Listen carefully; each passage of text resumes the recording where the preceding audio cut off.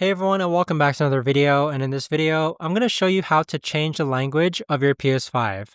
Now this video is going to be particularly useful for individuals. Let's say that you want to go ahead and change your language from English to Spanish. How do you actually go ahead about doing so?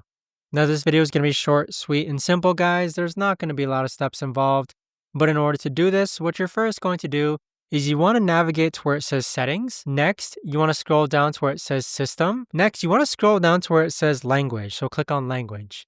Now, this is the really important step, guys. Where it says console language, you want to go ahead and click on this and then choose the appropriate language. So you can choose between English, Spanish, France, Indonesian, all these different languages. But there you have it, guys. That right there is the best and easiest way that I know of to actually go ahead and change the language on your PS5. If you guys know of a better or easier way to actually do this, let me know in the comments down below.